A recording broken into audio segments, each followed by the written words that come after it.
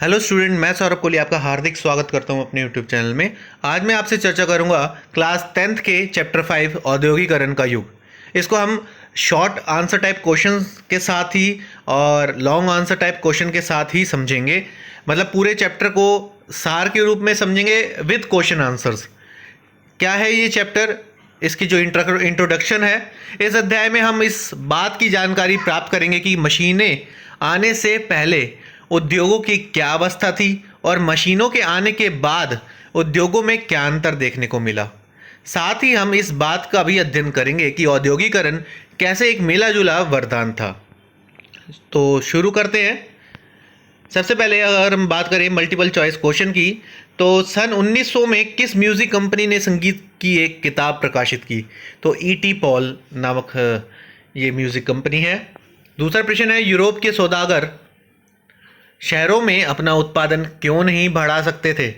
क्योंकि शहरों में दस्तकारों और व्यापारियों के संगठन यानी कि गिल्ड्स बहुत शक्तिशाली थे। तो ये समझने वाली बात है। इंग्लैंड में सबसे पहले कारखाना कब खुला? 1730 के दशक में। चौथा प्रश्न है, इंग्लैंड के सबसे फलते फूलते दो उद्योग कौन से थे?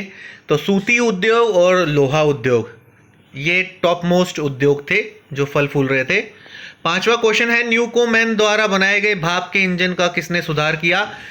जो न्यूकोमैन ने भाप का इंजन बनाया था उसको एक तरफ एक्स्ट्रा बनाकर जेम्स वॉट ने उसको मदद की थी,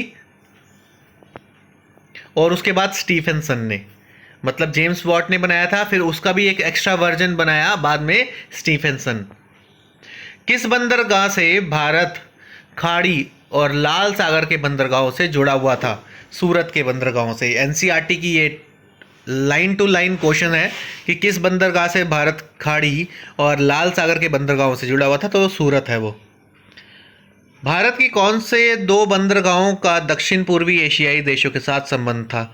हुगली और मसूलीपट्टनम। आठवां है, भारतीय बुनकरों से लेन देन का हिसाब करने के लिए अंग्रेजी कंपनी ने किसको नियुक्त किया? गुमाश्ता। नौवां प्रश्न है, भारत में पहली कपास मिल कब खोली गई? तो 1854 ईस्वी में पहली कपास मिल खोली गई। 10वां प्रश्न है, भारत में इंग्लैंड को किन दो कच्चे माल का निर्यात किया जाता था? तो गेहूं और कपास हैं वो। 11वां प्रश्न है, 1853 में ब्रिटेन विदेशों को कितने मिलियन पाउंड के लोहे और इस्पात का निर्यात करता रहा? तो कोई लगभग 67 मिलियन पाउंड का।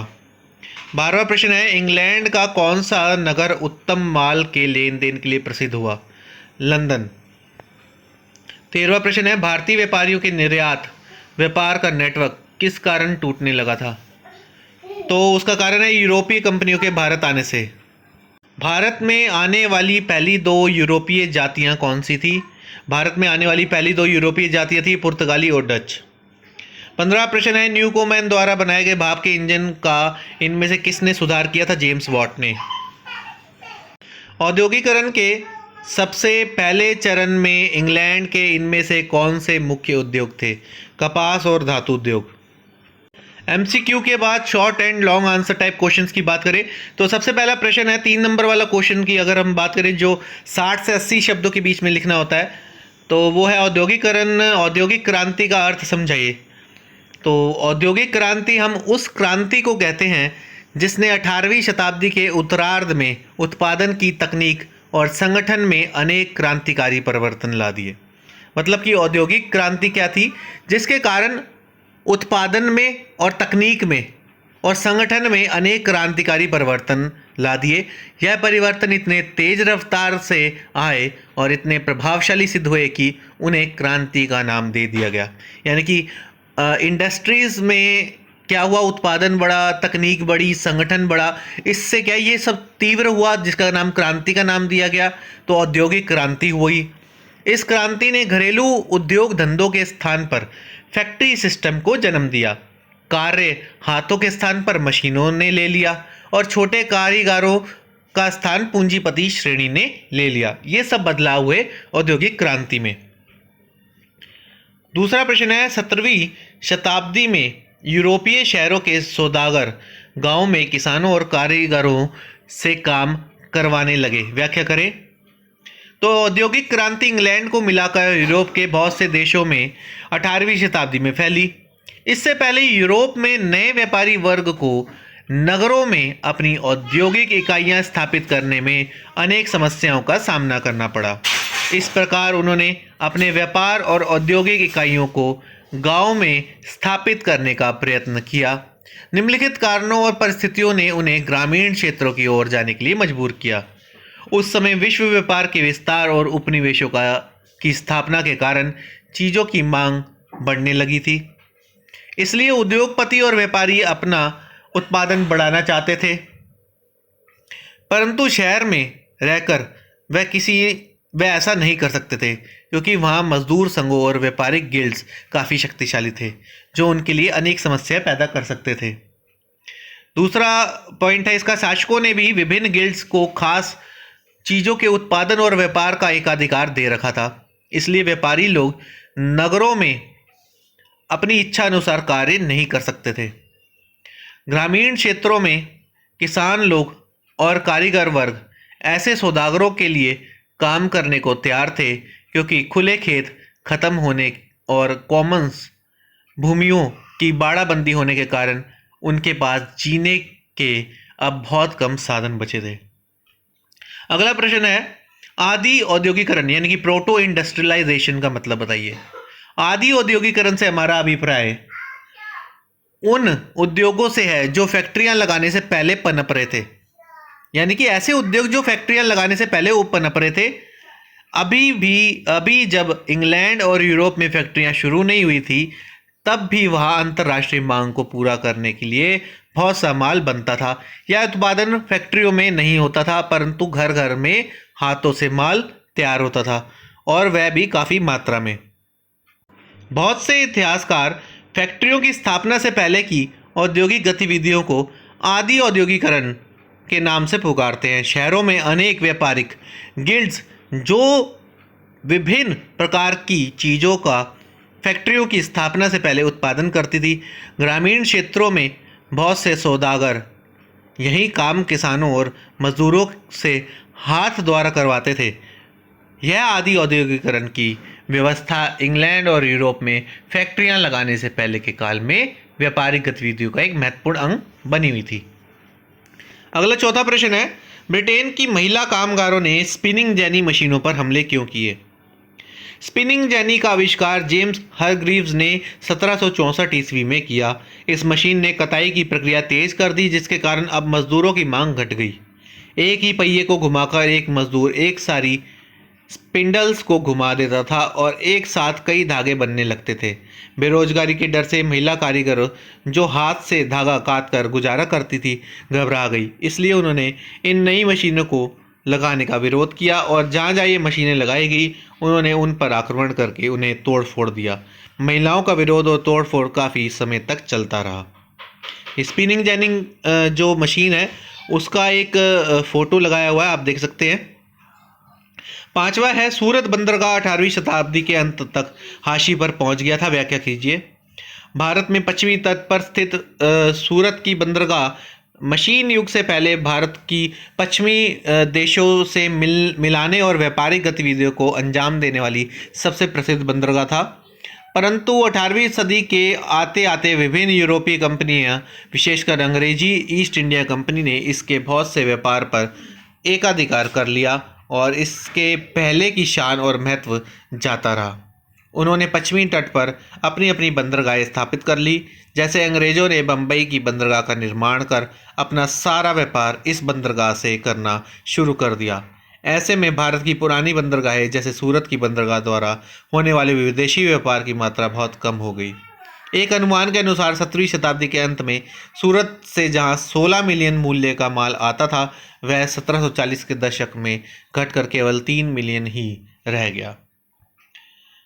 छठा प्रश्न है, ईस्ट इंडिया कंपनी ने भारत में बुनकरों पर निगरानी रखने के लिए गुमाश्ताओं को नियुक्त क्यों किया।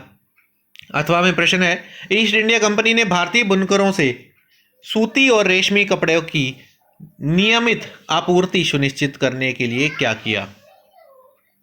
तो इसका आंसर है ईस्ट इंडिया कंपनी ने भारतीय व्यापारियों और दलालों की भूमिका समाप्त करने तथा बुनकरों पर अधिक नियंत्रण स्थापित करने के विचार से वेतनभोगी कर्मचारी तैनात कर दिए, जिन्हें गुमाश्ता कहा जाता था।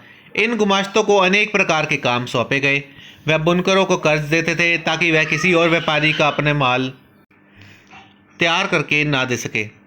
दूसरा पॉइंट है, वह ही बुनकरों से तैयार किए हुए माल को इकट्ठा करते थे। वह बने हुए सामान, विशेषकर बने हुए कपड़ों की गुणवत्ता की जांच करते थे। क्योंकि यह गुमाश्ता लोग बुनकरों के बीच में नहीं रहते थे, इसलिए किसी न किसी बात पर उनका बुनकर से टकराव हो जाता था। कई बुनकर तो इन गुमाश्ताओं के कठोर व्यवहार से तंग आकर अपना गांव तक छोड़ जाते थे और दूसरे स्थानों पर जाकर वहां अपना करगा लगा लेते थे और वहां अपना काम शुरू कर देते थे। 7वां प्रश्न है, औद्योगिकरण ने कृषि और व्यापार को किस तरह प्रभावित किया? औद्योगिकरण का कृषि पर प्रभाव। औद्योगिक क्रांति के परिणाम स्वरूप जो कच्चे माल की मांग बढ़ी, उसने कृषि के ढंगों में भी तब्दीली लाने के लिए जमींदारों को विवश किया। जमीन खोदने, फसल बोने तथा काटने और अनाज से भूसा अलग करने के लिए नए नए यंत्रों और मशीनों का प्रयोग होने लगा। नई फसलों की खोज होने लगी तथा रासायनिक खादों का प्रयोग होने लगा। सिंचाई के साधनों में सुधार हुआ और पशुओं की नस्ल को सुधारा गया।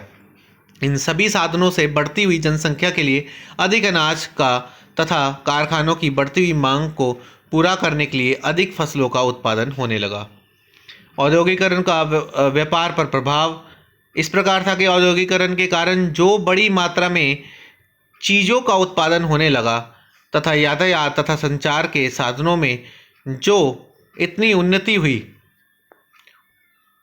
उससे व्यापार को भी प्रोत्साहन मिला।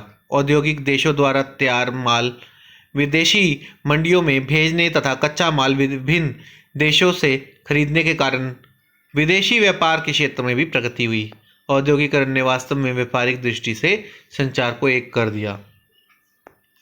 औद्योगिकरण ने यातायात और संचार को कैसे प्रभावित किया? औद्योगिकरण का यातायात के साधनों पर गहरा प्रभाव पड़ा। पत्थर की रोड़ी का प्रयोग करके पक्की सड़कें बनने लगी ताकि माल के लाने और ले जाने में आसानी हो सके। कई स्थानों पर नहरें बनाई गई और उनके बीच छोटे छोटे जहाज चलने लगे। खानों से कारखानों में कोयला ले जाने पर नहरों का खूब प्रयोग हुआ। बाद में भाप के इंजन के आविष्कार से रेलों की स्थापना हुई और समुद्रों के जहाज़ों का निर्माण हुआ। परिवहन के इन तीव्र गति वाले साधनों के परिणाम स्वरूप कच्चे माल एवं तैयार माल का एक स्थान से दूसरे स्थान तक ले जाना काफ़ी आसान हो गया। और इसका संचार पर इस प्रकार प्रभाव पड़ा कि संचार के साधनों में भी सुधार लाने की आवश्यकता अनुभव हुई। यातायात के साधनों में सुधार होने के एक स्थान से दूसरे स्थान तक संदेश भेजना भी काफ़ी आसान हो गया। डाक के साथ साथ तार और टेलीफोन के आविष्कार ने संचार साधनों में इतना सुधार ला दिया कि घर बैठे ही व्यक्ति दूर स्थित स्थानों से अपना संचार संपर्क बनाए रख सकता है। 9वां प्रश्न है, ब्रिटिश निर्माताओं ने विज्ञापनों की मदद से भारतीय व्यापार पर किस प्रकार कब्जा करने का प्रयास किया? 3 उदाहरणों की मदद से स्पष्ट कीजिए। तो सबसे पहला है, मैनचेस्टर के कपड़ा उद्योगपतियों ने अपने कपड़े का बंडलों पर आकर्षक लेबल लगाना शुरू कर दिया। जब भारतीय ग्राहकों ने कपड़े के बंडलों पर इन विशेष लेबलों को देखा तो वह जान गए कि कपड़ा बढ़िया है और वह उसे बेधड़क खरीदने लगे। ब्रिटिश निर्माताओं ने अपने कपड़े के बंडलों पर भारतीय देवी देवताओं के चित्र भी सजाने शुरू कर दिए ताकि हर तबके के लोग उनकी ओर आकर्षित हो और यह समझें कि ऐसे कपड़ों को देवी वरदान है, मतलब दैव्य वरदान है ये कपड़े। तीसरा पॉइंट, 19वीं शताब्दी के अंतिम चरणों में ब्रिटिश निर्माताओं ने कैलेंडरों का सहारा लेना शुरू कर दिया। यह कैलेंडर सुंदर होने के साथ साथ अशिक्षित लोगों को भी आकर्षित करते थे और सारा वर्ष उनके कमरों को सजाने का काम करते थे और उन्हें अच्छा कपड़ा खरीदने को प्रेरित करते रहते थे। 10वां प्रश्न है, उन 3 तरीकों की विवेचना कीजिए जो 19वीं शताब्दी में भारतीय निर्माताओं ने अपने बाजार के लिए विस्तार के लिए अपनाई, अथवा 20वीं शताब्दी के पहले दशक में भारत में औद्योगिक क्षेत्रों में क्या क्या बदलाव किए गए। तो पहला था, उन्होंने ब्रिटिश सरकार के अनुचित नियंत्रण का खूब विरोध किया और भारतीय वस्तुओं के संरक्षण के लिए आंदोलनकारी मार्ग अपनाया। उन्होंने विज्ञापनों का सहारा लिया क्योंकि वह विभिन्न उत्पादों की आवश्यकता को जरूरी बना देते थे। भारतीय निर्माताओं विशेषकर कपड़ा उद्योगपतियों ने मैनचेस्टर के उद्योगपतियों की भांति अपने कपड़े के बंडल पर आकर्षक लेबल लगाना शुरू कर दिया, जो कि कपड़े की गुणवत्ता का प्रतीक बन गया। भारतीयों की राष्ट्रीय भावना को जगाने के लिए इन लेबलों पर भारतीय देवी देवताओं के चित्र, विशेषकर कृष्ण और सरस्वती के चित्र अंकित किए गए, ताकि भारतीय विदेशी कपड़ा न खरीदकर अपने देश के कपड़ा तथा अन्य भारतीय वस्तुएं खरीदें। 19वीं शताब्दी के अंत तक भारतीयों ने अपने वस्तुओं के विस्तार के लिए कैलेंडर छापने की भी शुरू कर दिए, क्योंकि विज्ञापन तो पढ़ लिख कर लोगों को समझ में आ सकता है, परंतु कैलेंडर तो उनकी समझ में भी आ जाते थे जो पढ़ लिख नहीं सकते थे। प्रथम विश्व युद्ध का भारतीय उद्योगों पर क्या प्रभाव पड़ा? तो इसका भारतीय उद्योगों को प्रथम विश्व युद्ध के कारण बहुत प्रोत्साहन मिला, क्योंकि इंग्लैंड के युद्ध में फंसे रहने के कारण अब भारत को उन चीज़ों का निर्माण करना पड़ा जो पहले इंग्लैंड से आती थी। भारत की ब्रिटिश सरकार ने भारतीय उद्योगपति पर लगी विभिन्न पाबंदियों को भी हटा लिया, जिससे भारतीय उद्योगों में फिर से नई जान आ गई। भारतीय उद्योगों को सरकार की ओर से भी विभिन्न प्रकार की चीज़ें सप्लाई करने के ऑर्डर मिल गए, जैसे विभिन्न प्रकार की युद्ध सामग्री तैयार करने की, सेना के लिए वस्त्र, बूट आदि बनाना, टेंट आदि बनाना तथा बोरियां आदि बनाना, ताकि विभिन्न प्रकार की चीज़ों को इधर उधर ले जाया जाए। अगला प्रश्न है, औद्योगिकरण के लिए कौन कौन सी परिस्थितियां बहुत अनुकूल हैं? तो पर्याप्त पूंजी, लोहा, कोयला जैसे प्राकृतिक साधन, कच्चा माल पर्याप्त मात्रा में उपलब्ध होना तथा बने हुए माल के बिकने के लिए अच्छी मंडियां होना, जहाज उद्योग का उन्नत होना, सस्ती मजदूरी होना, लोगों का परिश्रमी एवं साहसी होना, अनुकूल राजनीतिक शासन पद्धति होना, शांति तथा व्यवस्था का होना, बिजली या तेल जैसे शक्ति का स्रोतों का होना, उचित जलवायु का पाया जाना औद्योगिकरण में सहायक सिद्ध होता है। औद्योगिक क्रांति के सबसे पहले इंग्लैंड में शुरू होने के मुख्य कारण लिखे। तो वालपोल जैसे योग्य अर्थशास्त्रियों के प्रयत्नों के परिणाम स्वरूप अपने विदेशी व्यापार के कारण इंग्लैंड ने यह पूंजी संचित कर ली जो कारखाने खोलने के लिए आवश्यक होती है।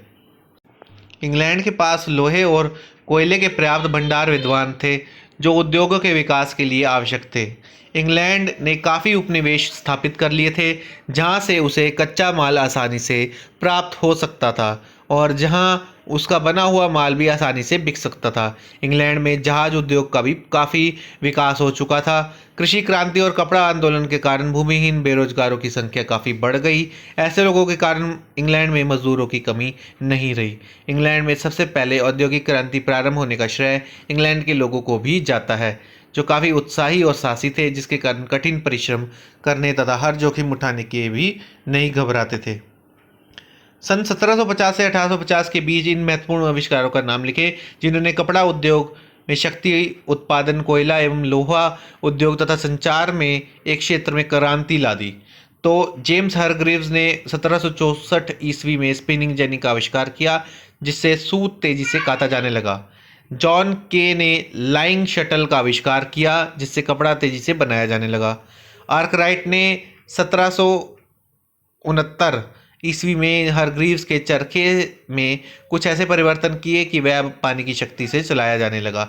ये कुछ इंपॉर्टेंट आविष्कार थे। और 1785 में कार्टराइट ने पावर लूम का आविष्कार किया, जिससे भाप द्वारा सूत काटा जाने लगा। कुछ इंपॉर्टेंट आविष्कार थे।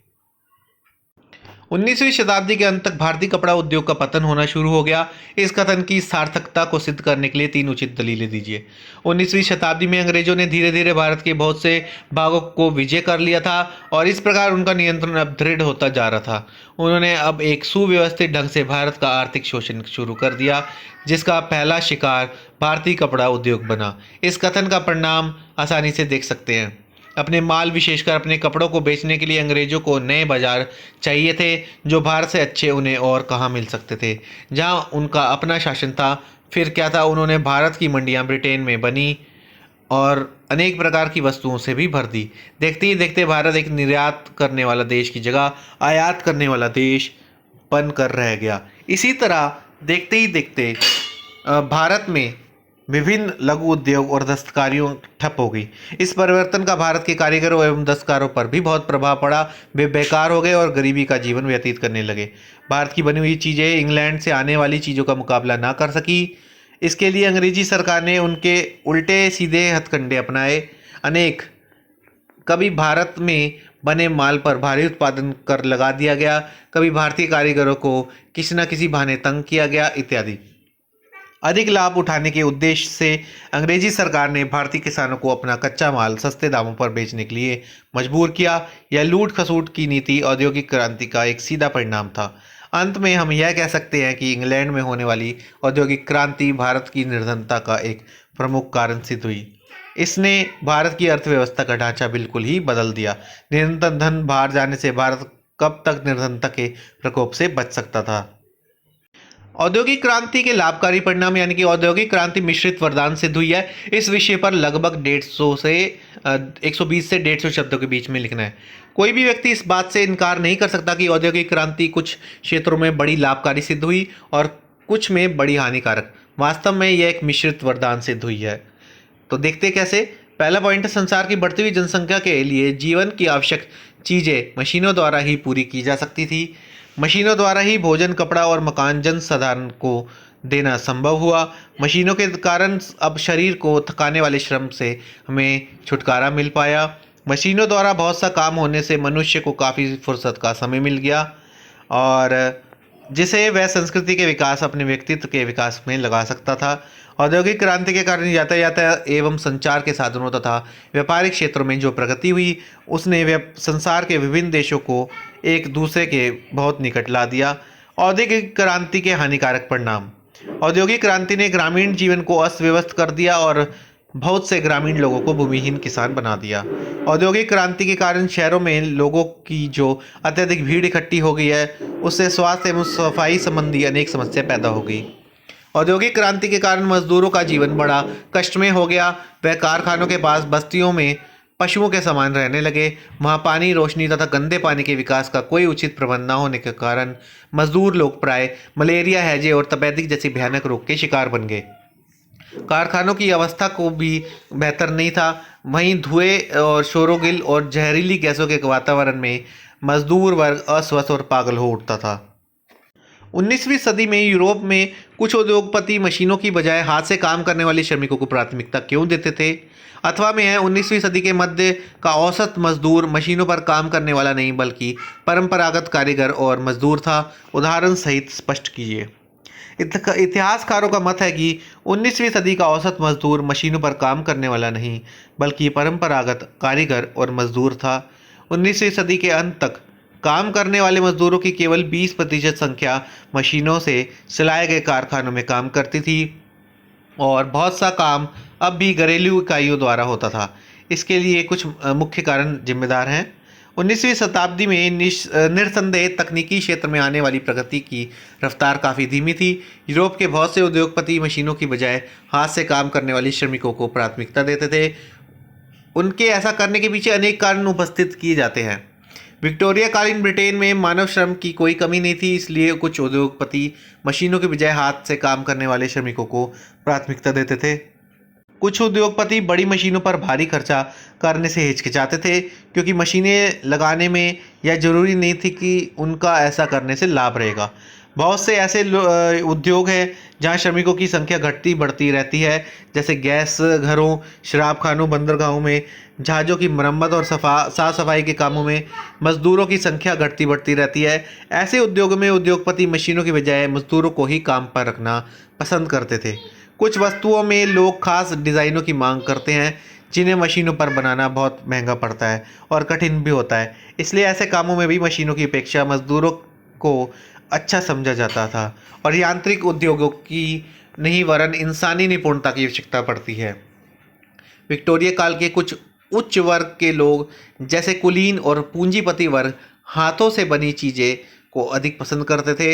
हाथों से बनी चीज़ों को सत्कार और उच्च समाज का प्रतीक माना जाता था क्योंकि उनको एक एक करके बनाया जाता था। इसलिए हाथ से बने माल के डिज़ाइन उत्तम होते थे और उनकी फिनिशिंग अच्छी होती थी। तो ये थे कुछ महत्वपूर्ण प्रश्न जो मैंने आपके साथ चर्चा किए। जितने महत्वपूर्ण प्रश्न थे मैंने आपके साथ सारे चर्चा किए। इस चैप्टर को हमने क्वेश्चन आंसर्स के माध्यम से समझा। मेन चीज़ क्या पूछी गई कि उद्योग कैसे बढ़ा, मजदूरों के साथ कैसे बढ़ा, मशीनों के साथ कैसे बढ़ा, कौन कौन सी मशीनों के उत्पादन हुए। तो ये सारा चैप्टर था। आपको चैप्टर कैसा लगा कमेंट बॉक्स में ज़रूर बताएं। इस चैनल के साथ जुड़े रहें, इसे लाइक शेयर और सब्सक्राइब करना बिल्कुल ना भूलें। धन्यवाद।